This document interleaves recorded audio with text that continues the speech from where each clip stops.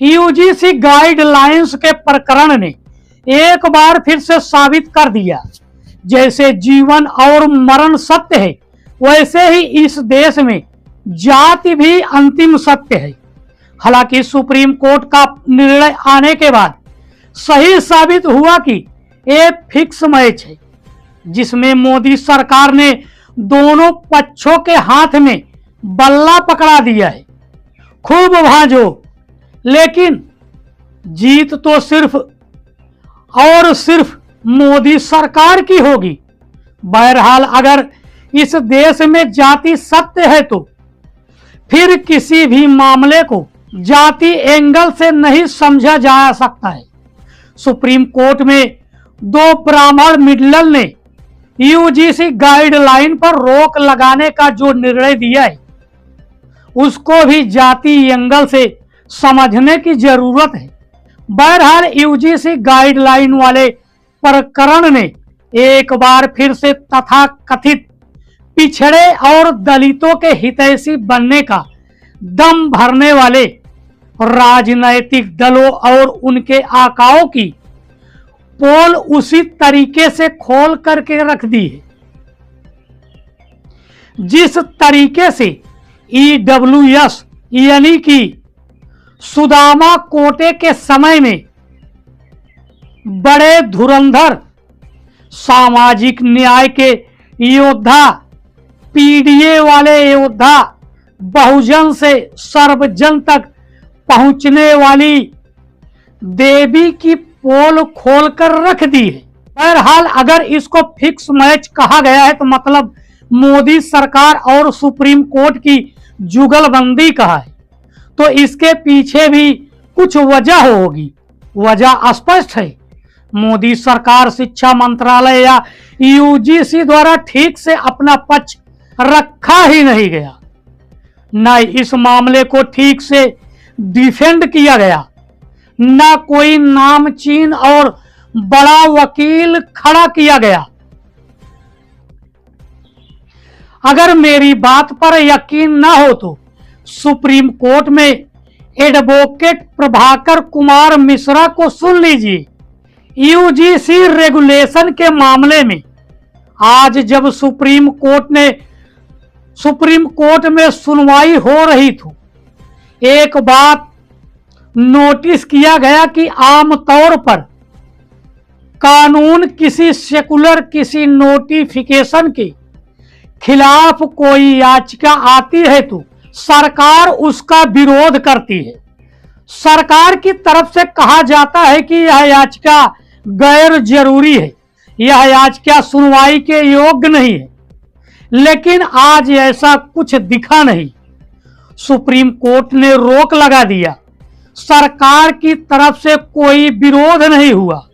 अगर ऐसा नहीं हुआ था कि सरकार की तरफ से कोई था ही नहीं, सॉलिसिटर जनरल ऑफ इंडिया वो खुद वहां पर, उन्होंने कोई विरोध नहीं किया, तो एक बात समझ में आती है, वो एक ही शायद सरकार के वकील यानी सॉलिसिटर जनरल ऑफ इंडिया को सरकार की तरफ से ये संदेश होगा कि भाई साहब आप अपनी तरफ से कुछ मत बोलिएगा, जो कोर्ट करेगी उसे करने दीजिएगा।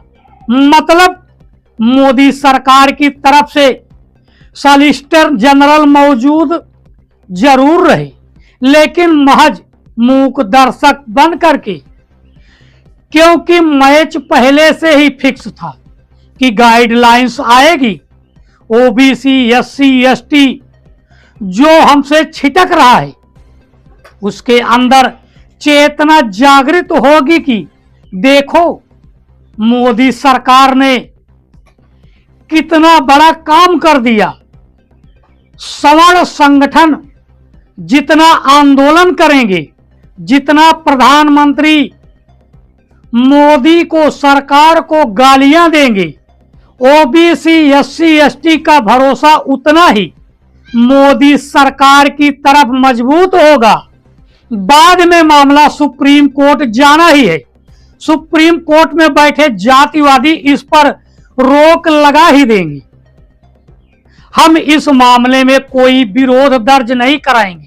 यूजीसी से संबंधित विश्वविद्यालय बल्कि तमाम चिकित्सा विश्वविद्यालय, एम्स, पीजीआई, कृषि विश्वविद्यालय, आईटीआई, एनआईटी, आईआईएम जैसे तमाम शिक्षण संस्थानों के लिए भी कानून बना के भेदभाव और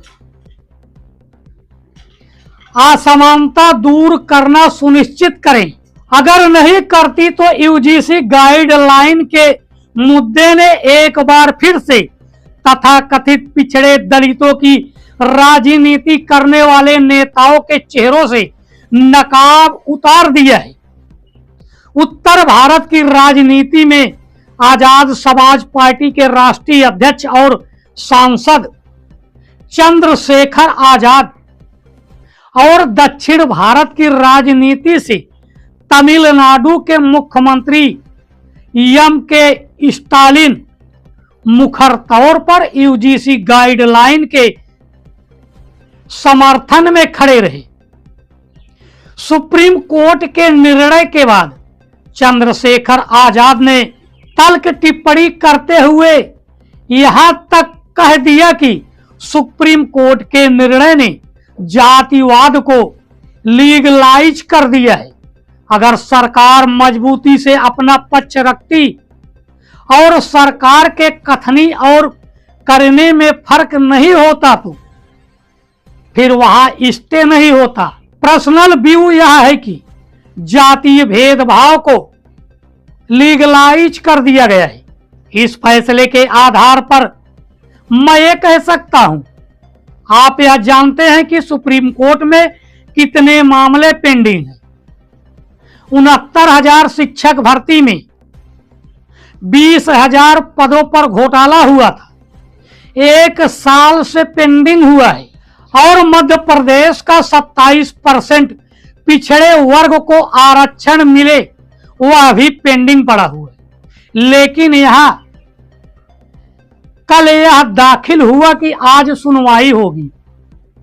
तो जब सुप्रीम कोर्ट जो है, जिसके ऊपर जिम्मेदारी है संविधान की व्याख्या की और न्याय सुनिश्चित करने की, वहां से कमजोर वर्गों के जो मामले आते हैं वो पेंडिंग पड़े रहते हैं या उन पर निगेटिव ऑर्डर आते हैं। यह बात करते हुए बहुजन समाज से सर्वजन तक आने वाली भक्तों की देवी कही जाने वाली मायावती जी की जो स्पष्ट तौर पर ईडब्ल्यूएस यानी कि सुदामा कोटे के समर्थन में खड़ी थी, सुप्रीम कोर्ट का निर्णय आने के बाद सुप्रीम कोर्ट को धन्यवाद भी दे रही है। महज चंद सवर वोट बैंक के लालच में विश्वविद्यालय अनुदान आयोग यूजीसी द्वारा देश के सरकारी व निजी विश्वविद्यालयों में जातिवादी घटनाओं को रोकने के लिए जो नए नियम लागू किए गए हैं, जिससे सामाजिक तनाव का वातावरण पैदा हो गया है। ऐसे वर्तमान हालात के मद्देनजर रखते हुए माननीय सुप्रीम कोर्ट का यूजीसी के नए नियम पर रोक लगाने का फैसला उचित है, जबकि देश में इस मामले में सामाजिक तनाव आदि का वातावरण पैदा ही नहीं होता। अगर यूजीसी नए नियम को लागू करने से पहले सभी पक्षों को विश्वास में ले लेती और जांच कमेटी आदि में भी अपर कास्ट समाज को नेचुरल जस्टिस के अंतर्गत उचित प्रतिनिधित्व देती, बहन जी के सलाहकारों ने शायद उनको यूजीसी की गाइडलाइन ठीक ढंग से नहीं पढ़ाई। उस गाइडलाइन में स्पष्ट तौर पर तो जिक्र है ही ओबीसी, एससी, एसटी, महिला और दिव्यांग जन से कोई व्यक्ति उस कमेटी में रहेगा।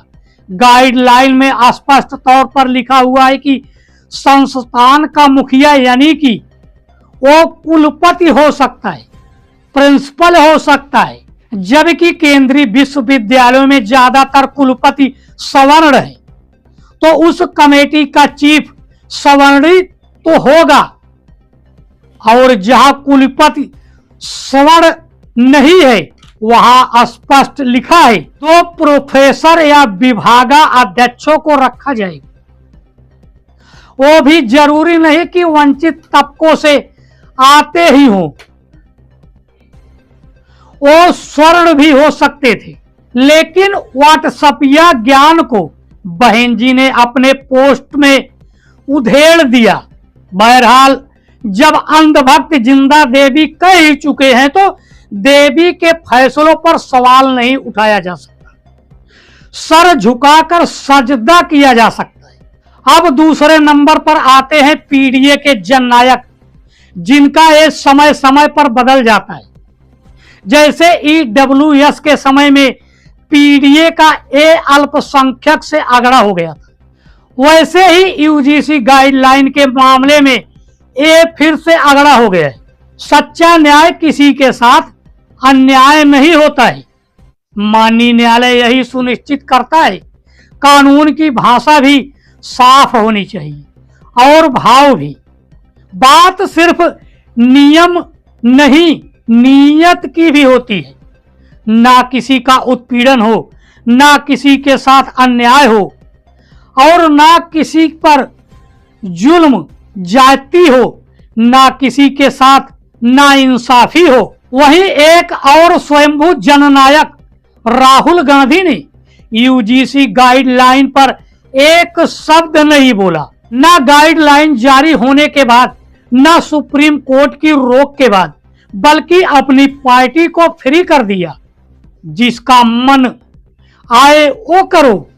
उत्तर प्रदेश के अध्यक्ष अजय राय ने विरोध किया, यूथ कांग्रेस के अध्यक्ष ने विरोध किया, पार्टी के भीतर तमाम लोग स्पष्ट तौर पर विरोध में खड़े नजर आए।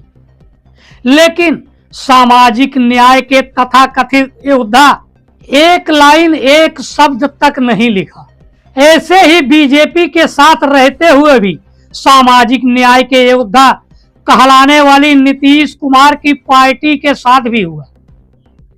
नीतीश कुमार इस मामले में एक लाइन नहीं बोले, लेकिन नीतीश कुमार की पार्टी का झुकाव सीधे सीधे यूजीसी गाइडलाइन के खिलाफ में था। सुप्रीम कोर्ट का निर्णय आने के बाद उनका पक्ष भी मोदी सरकार की तरफ झुका हुआ ही दिखाई दिया। अब बीजेपी सरकार में शामिल अन्य पार्टियों की बात ही क्या करना। अनुप्रिया पटेल हो, संजय निषाद हो, ओम प्रकाश राजभर हो या अन्य तमाम नेता, उनकी हिम्मत ही नहीं है कि जब तक ऊपर से आदेशित न कर दिया जाए कि जाओ अपने समाज के बीच में पीठ थपथपाओ, तब तक किसी मामले में उनकी बोलने की हैसियत नहीं। फिलहाल इस बात पर लंबी डिबेट की जा सकती है कि मोदी सरकार का फिक्स मैच था या नहीं। गाइडलाइन जारी भी हो जाती तो उससे वंचित तबके को कुछ हासिल होता या नहीं। इस मामले में, इस निर्णय में मोदी सरकार ने पैरवी नहीं की या जातिवादी जजों ने अपने हिसाब से निर्णय दिया। इन सब से परे एक महत्वपूर्ण बात है कि ईडब्ल्यूएस के बाद यूजीसी ने तमाम पिछड़े दलितों के हितैषी पार्टियों के मुंह पर काला धब्बा थोप दिया है। तो साथियों, यह रही आज की खबर। अगर आप नए हैं तो हमारे चैनल को सब्सक्राइब जरूर करें। तो मिलते हैं अगली खबर के साथ, तब तक के लिए धन्यवाद।